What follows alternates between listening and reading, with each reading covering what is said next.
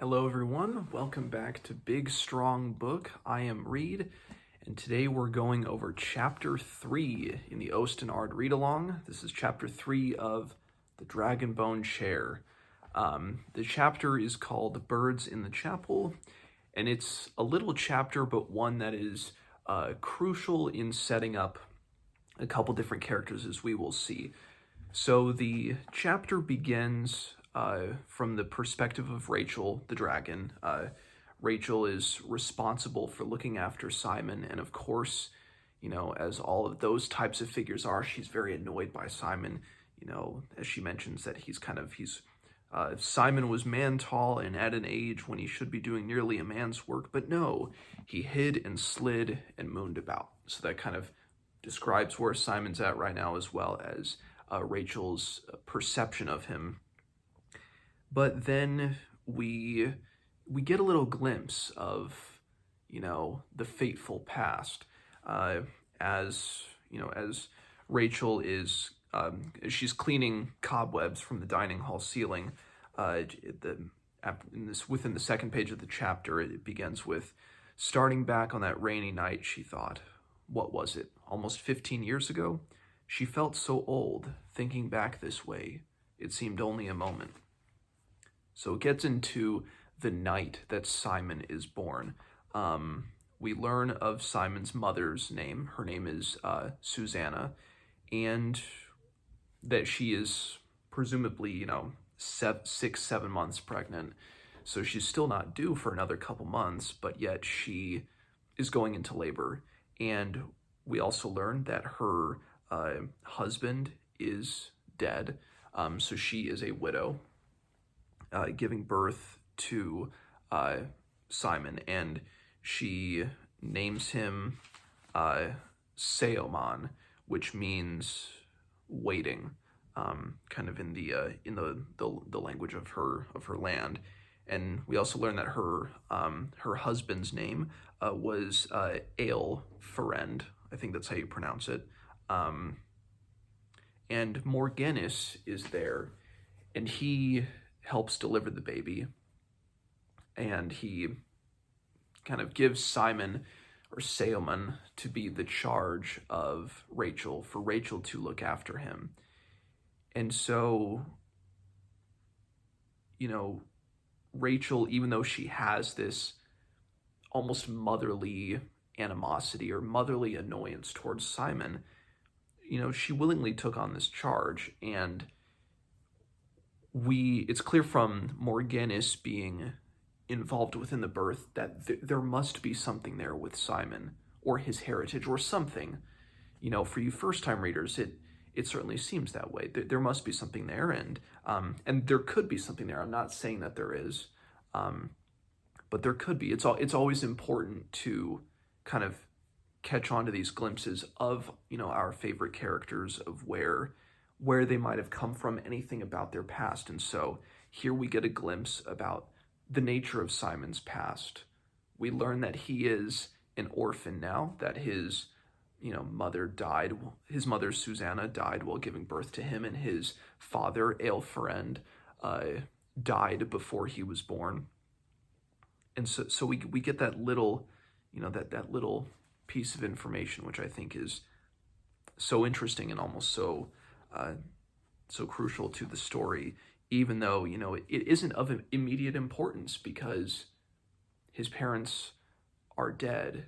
And what's interesting is that we're getting this right away, as opposed to, the kind of hints and secrets and carrying along with, as it is in other, fantasy series where it's kind of teased out. It's just, no, straight up in chapter 3. It's like, nope, here's when he was born. This is the scene. This is what it looked like.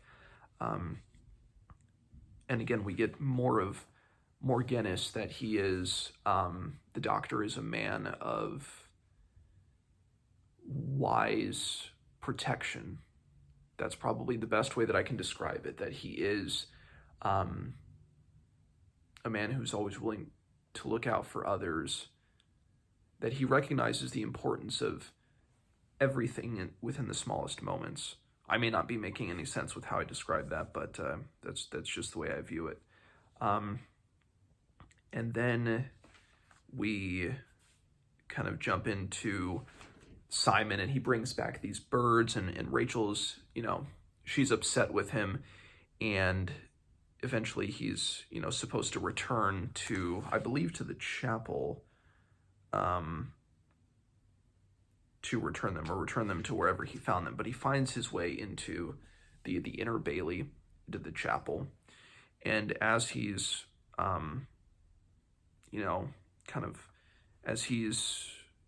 kind of hanging behind the wall, I think he might be climbing. I'm not sure if he's just had it in the chapel. Yes,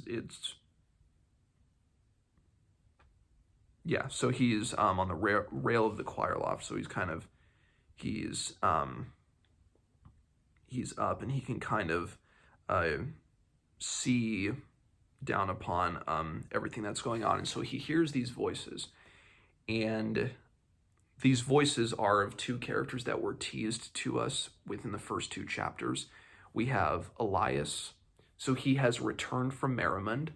It is described that, of course, John Prester, the king who is dying, wants his eldest son to be king. He wants his eldest son to be bequeathed his sword, Brightnail.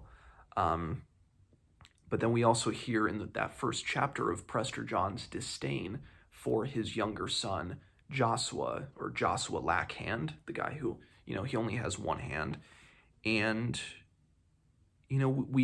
we glimpse instantly that their relationship, Elias and Joshua, their relationship is a strained one. So we have Joshua and Elias talking, and I'll read a little bit to that here, because we also get we hear about another big character. "I do not want the Dragonbone share. Believe that, Elias," he hissed. His words were soft-spoken, but they flew to Simon's hiding place like arrows. "I merely warn you against the priest priorates, a man with unhealthy interests. Do not bring him here, Elias. He is a dangerous man, believe me, for I know him of old from the Usurian seminary in Naban. The monks there shunned him like a plague carrier, and yet you continued to give him your ear, as though he were as trustworthy as Duke Isgrimner or old Sir Florian. Fool, he will be the ruin of our house." He composed himself. "I seek only to offer a word of heartfelt advice to you. Please believe me, I have no designs on the throne." "Then leave the castle," Elias growled, and turned his back on his brother, arms crossed on his chest. "Go and let me prepare to rule as a man should, free of your complaints and manipulation." And then, later down, "We are both our father's sons, O king-to-be," Joshua's smile was mocking. "The crown is yours by right. The griefs we bear against each other need not worry you. Your soon-to-be royal self will be quite safe, my word on that.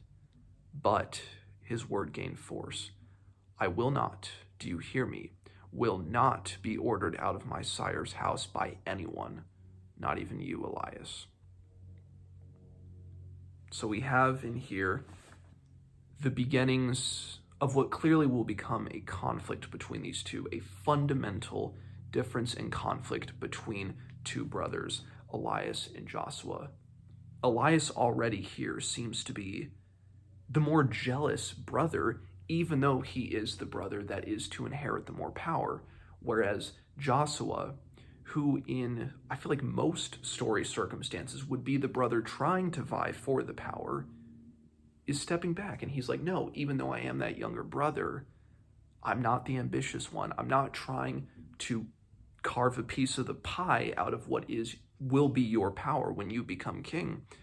And so he's trying to be clear about that to Elias. And Simon is hearing all of this.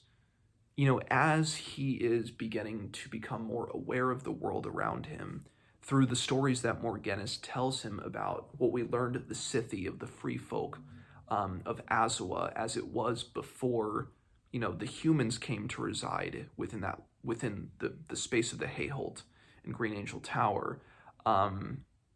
He's learning more about the world. He's being introduced to these conflicts, and so it's crucial that we, get this view through the eyes of Joshua, through the eyes of the reader. So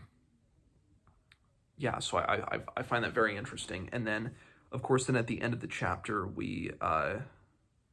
and from Simon's perspective, hearing this, he felt as though he had witnessed a strange puppet show, a Osiris play enacted for him alone. The world suddenly seemed less stable, less trustworthy. If the princes of Erkenland, heirs to all of Osten Ard, could shout and brawl like drunken sailors. He's getting a glimpse of the truth of the world, that the heroes, the stories that he may have heard of Elias and Joshua, that they are, when all is said and done, they are men, as simple as that. And then at the end, he catches a glimpse of as he says, a small figure, a youth of perhaps Simon's age or less. So there's that to be kind of puzzled about who that might be. So for you readers who may be approaching this series for the first time, that's kind of it for my comments for Chapter 3, Birds in the Chapel. Let me know what you think below. And at this point, I'm going to transition over into a brief discussion about spoilers for Chapter 3. So spoilers for the rest of the 8 books, as I kind of jump into my views, given my perspective of rereading this chapter. So spoilers from here on out. So for spoilers, when I read Memory, Sorrow, and Thorn for the first time, I hoped that Joshua wasn't, or excuse me, I hoped that that Simon was nobody, because I had been let down before, with Jon Snow, for example, in Game of Thrones, kind of with his fabled, powerful lineage, and then with Simon, I kind of hoped that Simon was nobody, and that he would just kind of ride off into the sunset. And so I remember getting to the end of, that final 50, 60 pages of To Green Angel Tower, when his lineage is revealed, and when Isgrimnur and maybe a couple other characters, I forget who, when they pledge their allegiance to Simon to be king, and for Miriamel and him to kind of rule as co-monarchs, I remember feeling kind of disappointed that, that lineage was being thrown in the last 50 pages, like, oh, here's who Simon is. He's, of this important lineage, and he's going to be king now. I remember I loved at the end of To Green Angel Tower when Joshua let go being king. He could have become king, and he let go. And that's one of the reasons why I love Joshua so much, is because he never wanted power. He never wanted to be king, and he didn't give in to that in the end. He let it go, and he walked away as well. And of course, it's interesting because in rereading this chapter, I realized I had forgotten this crucial plot detail that is revealed at the end of To Green Angel Tower, which is Joshua is the son of Chimaris. I had forgotten about that, but I remembered that rereading this, and I'm like, wait a minute, when he's talking about Sir Florian and Nabon, I'm like, wait a minute, Joshua's Chimaris' son, right? Like, that's the secret that's revealed at the end of the book, at the end of this trilogy. And so I looked it up on the wiki, and I was like, okay, yeah, I wasn't misremembering something. Chimaris he is the son of Chimaris, so they're technically, Elias and Joshua are technically half brothers. And so that's an interesting perspective too, that he is not the son of the king. So because Joshua is not the son of the king, because he's the son of Chimaris, does that mean that he is innately more apt to kind of withdraw from rule? I wonder about that. And that maybe Elias is inherently corrupted because he is of the lineage of a king. and not his brother, because his brother doesn't come from a king. His brother comes from a great knight. He's the son of the great warrior Camarus, but nothing more beyond that. So that's just an interesting observation with Joshua, and of course, with getting the replay of Simon's birth, I'll be more apt to kind of try to pick apart what other clues or foreshadowing to Simon's lineage might be within these early books, if there are any, to any mention of kind of that island, the Fisher King, the Fisher people. So I'll keep my eyes peeled for that, if there is more beyond just that first section, knowing now that, Simon, what Simon's lineage is, what his ancestry is, and the nature of his parents. So yeah, this was a very interesting chapter, just to look at it from the perspective of kings and sons of kings, sons of long dead kings, and the sons of warriors whom people want to be a king but won't ultimately be king. And again, this is why I'm excited and hope that Joshua isn't dead and that he shows up in the Navigator's Children, because we need to see him again, I feel, because we need his story to have one last big punch, and then of course at the end with the small figure, I'm assuming that is Miriamel, because Simon sees her and she follows him. I would assume that's Miriamel. I'm pretty sure it is. So yeah, this chapter was an interesting one, just from the dynamics of Simon listening in. Added dynamics because Simon will become king, and he's listening to what he views as a puppet show. He's getting his first glimpse of how power corrupts people, how it has already corrupted Elias, even though he isn't king yet at this point. And to kind of view how Simon progresses when he is king, and how he begins to regain, he begins to have more action, more, he begins to grow more, unreserved isn't the right word, but he begins to grow more proactive as king as the last king of Osten progresses. And so it's very interesting to observe this and to view the two future kings of Osten in that same room together before either of them are king. And yet none of them know it. None of them know that, that Elias will become king and then Simon will be king after him. Very interesting. So I think that's all I have to say about this chapter. So again, for you fellow rereaders, let me know too what you think of this chapter. And maybe if your comments have spoilers, just make sure that they're properly hidden, because I don't want this experience to be spoiled for people who are reading this series for the first time and might be following along with this read along. So yeah, let me know what you think of chapter 3, and I will see you guys tomorrow for chapter 4.